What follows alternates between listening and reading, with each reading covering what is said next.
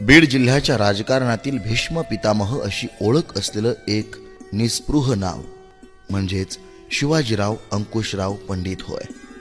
गेवराई पंचायत समितीचे सभापती, बीड जिल्हा परिषदेचे अध्यक्ष, गेवराई विधानसभा मतदारसंघाचे आमदार, राज्याचे मंत्री, परभणी जिल्ह्याचे पालकमंत्री अशी विविध राजकीय पदे भूषवणाऱ्या शिवाजीराव पंडित उर्फ दादांनी आपल्या आयुष्याची गेली 60 वर्ष राजकारण आणि समाजकारणासाठी खर्चिली आहेत.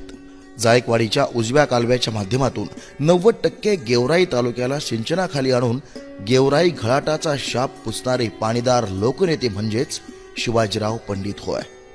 गढीच्या माळ रानावर जय भवानी सहकारी साखर कारखाना उभारणारे आणि माऊली सहकारी सूत गिरणीच्या माध्यमातून शेतकऱ्यांचा आधारवड ठरलेले सहकार महर्षी म्हणजेच शिवाजीराव पंडित होय. जय भवानी शिक्षण प्रसारक मंडळाच्या माध्यमातून तालुक्यासह जिल्ह्यात शिक्षणाची ज्ञानगंगा गावोगावी पोहोचविणारे शिक्षण महर्षी म्हणजेच शिवाजीराव पंडित होय. शिक्षण संस्था, सहकारी संस्था, MSEB, ST महामंडळ अशा विविध माध्यमातून गेवराई तालुक्यातील हजारो कुटुंबांच्या रोजगाराला कारण ठरलेले कर्मयोगी म्हणजे शिवाजीराव पंडित होय. त्यांच्या या कार्यकर्तृत्वामुळेच बीड जिल्ह्यातील जनता त्यांना आदराने दादा म्हणते ते उगाच नाही. शिवाजीराव पंडित उर्फ दादा यांचा जन्म 10 ऑक्टोबर 1936 साली गेवराई तालुक्यातील दैठण या छोट्याशा खेड्यात झाला. वडील अंकुशराव पंडित हे शेतकरी तर आई कृष्णादेवी या गृहिणी.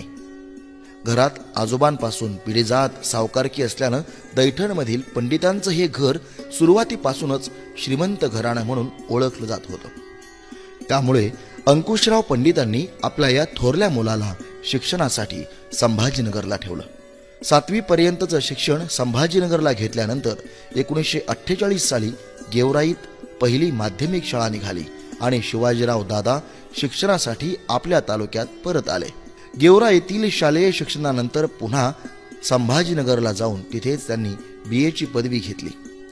शिक्षण चालू असतानाच क्रीडा क्षेत्राची विलक्षण आवड असलेल्या शिवाजीराव पंडित यांनी व्हॉलीबॉल या खेळात आपलं नाव राज्यभर गाजवलं. ते महाविद्यालयाच्या टीमसह आपल्या विद्यापीठाच्या टीमचेही कर्णधार होते. पट्टीचे खेळाडू असलेल्या शिवाजीराव दादांनी आपल्या कॉलेज आणि विद्यापीठाला त्या काळात द्विभाषिक मराठी राज्याच्या बडोदा संस्थानात झालेल्या आंतरविद्यापीठीय स्पर्धेत आपल्या एकट्याच्या खेळाच्या बळावर उपविजेतेपद मिळवून दिलं होतं. असे हे उत्तम खेळाडू असलेले शिवाजीराव पंडित राजकारणात आले ते योगायोगाने. सोलापूर जिल्ह्यातील अनगर येथील शारदा देवींशी 1961 साली त्यांचा विवाह झाला. त्यांचे सासरे बाबूराव पाटील अनगरकर हे त्यावेळी राजकारणात सक्रिय होते. संभाजीनगरच्या MP लॉ कॉलेजमध्ये कायद्याचे शिक्षण घेणाऱ्या शिवाजीराव दादांना बाबूराव पाटील यांनी राजकारणाचे महत्त्व समजावून सांगितले आणि समाजकारणाची दीक्षा दिली. त्यांच्या या राजकीय गुरुमंत्रानंतर त्यांच्यातील राजकारणाची गोडी वाढीस लागली. 1962 साली महाराष्ट्र राज्याची निर्मिती झाल्यावर सार्वत्रिक निवडणुका लागल्या आणि दादांचे ज्येष्ठ बंधू ॲडव्होकेट सयाजीराव पंडित हे गेवराई विधानसभेला काँग्रेसचे उमेदवार म्हणून रिंगणात उतरले. त्यांनी शिवाजीराव पंडितांना या निवडणुकीत प्रचारसूत्र सांभाळण्याची विनंती केली. आपल्या ज्येष्ठ चुलत बंधूंच्या आग्रहानंतर शिवाजीराव दादांनी प्रत्यक्ष राजकारणात प्रचाराच्या निमित्तानं श्री गणेशा केला. त्यांच्या नेटक्या नियोजनामुळे ॲडव्होकेट सयाजीराव पंडित हे विक्रमी मतांनी विजयी झाले. त्या वर्षी जिल्हा परिषदेच्या निवडणुका घोषित झाल्या. धोंडराई गटातून शिवाजीराव पंडित यांनी निवडणूक लढवीत राजकारणातील आपलंही पहिलं पाऊल टाकलं. ते निवडून आले आणि त्यांच्या गळ्यात गेवराई पंचायत समितीच्या सभापती पदाची माळ पडली. पुढची सलग 10 वर्ष ते गेवराई पंचायत समितीचे सभापती होते. 1972 साली ते बीडच्या जिल्हा परिषदेचे अध्यक्ष झाले. 7 वर्ष त्यांनी हे अध्यक्षपद सांभाळलं. 1978 साली गेवराई विधानसभा मतदारसंघातून त्यांनी पहिल्यांदा विधानसभेची निवडणूक लढवली आणि आमदार झाले. आपल्या 2 वर्षाच्या काळात त्यांनी गेवराई तालुक्यासह महाराष्ट्राच्या विधिमंडळात आपला ठसा उमटविला. 1980 साली ते दुसऱ्यांदा आमदार झाले. 1990 साली ते तिसऱ्यांदा आमदार झाले. तिसऱ्यांदा आमदार झालेल्या शिवाजीराव पंडित उर्फ दादांना देशाचे नेते शरदचंद्रजी पवार यांनी सुधाकरराव नाईक यांच्या सरकारमध्ये आग्रहाने रोजगार हमी योजना, फलोत्पादन व कृषी संवर्धन अशा खात्याचे मंत्री केले. मराठवाड्यातील परभणी सारख्या जिल्ह्याचे पालकमंत्री म्हणून पाठविले. या दोन्ही जबाबदाऱ्या दादांनी समर्थपणे पेलल्या. दैठण सारख्या छोट्याशा खेड्यातून प्रवास सुरू झालेल्या शिवाजीराव पंडित उर्फ दादांच्या आयुष्याचा राजकीय आलेख असा चढत चढत राज्याच्या मंत्रिमंडळापर्यंत विस्तारला गेला. एक लोकाभिमुख नेता कसा असावा याचा आदर्श वस्तुपाठ म्हणजे शिवाजीराव पंडित उर्फ दादा होत. आपल्या पंचायत समितीच्या सभापती काळात गाव तिथे रस्ता आणि गट तिथे शाळा अशी उद्दिष्ट घेऊन ते तालुकाभर फिरले. गेवराई तालुका काळ्या मातीचा, 20-20 फूट खोदलं तरी तळ लागायचं नाही अशा मातीत तालुक्याचा नकाशा डोळ्यासमोर ठेवून दगड मुरुमांनी ती भरून घेत दादांनी तालुकाभर रस्त्यांचे जाळे विणले. आज जे तालुक्यात सारी गावं डांबरी रस्त्यांनी जोडली आहेत त्याचा पाया शिवाजीराव पंडित यांनी त्या काळात घातलाय. म्हणूनच ही दळणवळण क्रांती झाली असं म्हटल्यास वावगं ठरणार नाही. शाळांचंही तेच. गावात शाळेला मान्यता मिळवून द्यायची.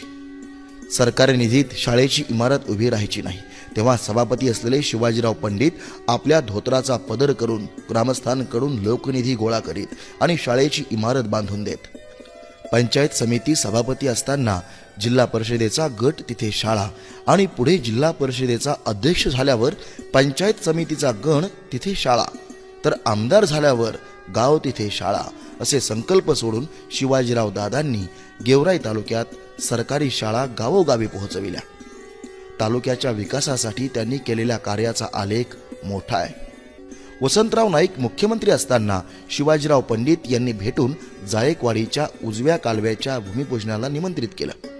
निधी अभावी लाल फितीत अडकलेल्या या कालव्याला त्यांनी मुख्यमंत्र्यांमार्फत सरकारी निधी मिळवून दिलाच, पण आपल्या जिल्हा परिषदेच्या अध्यक्षपदाचा उपयोग करून रोजगार हमी योजनेवरील मजुरांमार्फत कालव्याच्या कामाला गती दिली.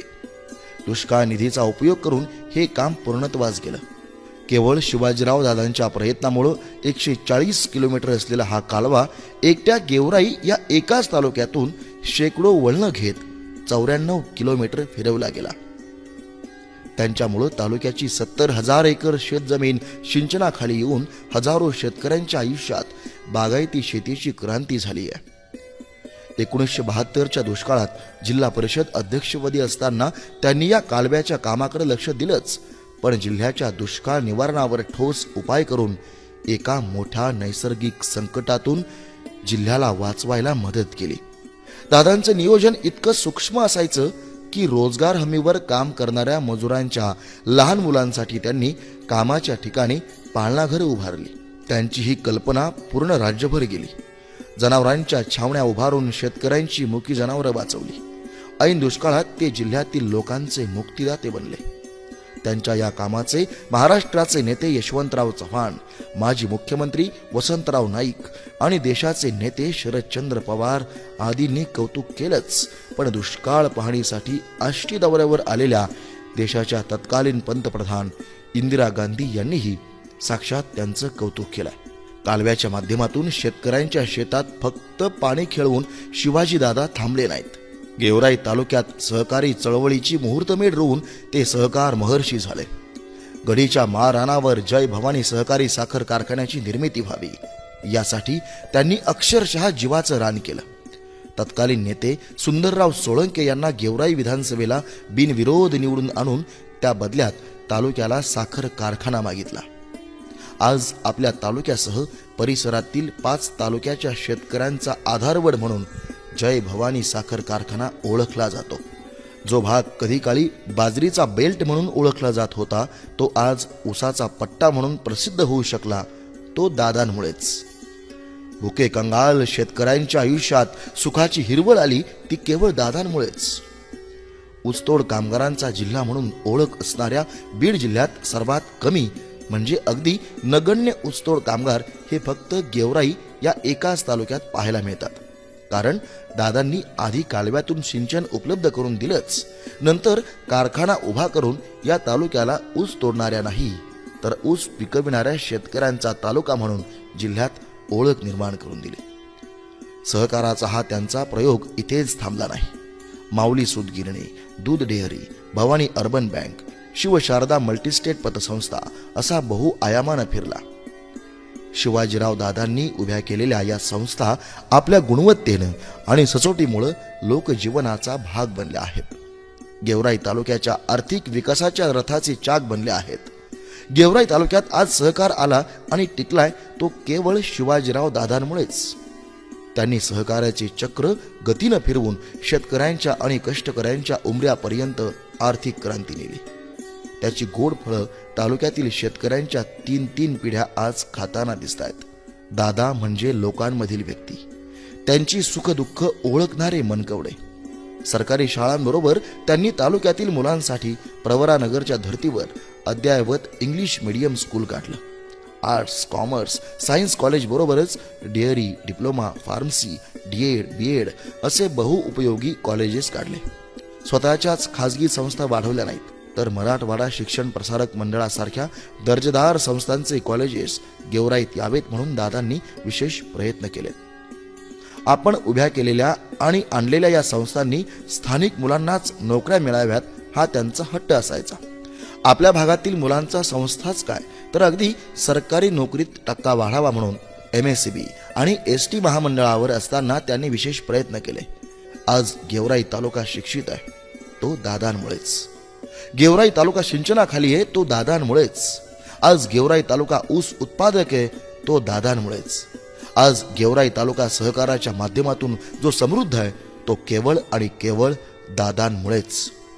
दादा म्हणजे गेवराई तालुक्याचे भाग्य विधाते आहेत.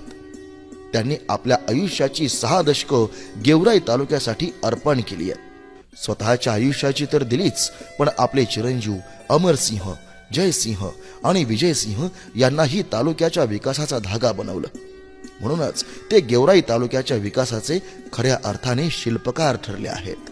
अशा दादांना आपल्या 85व्या वाढदिवसाच्या हार्दिक शुभेच्छा.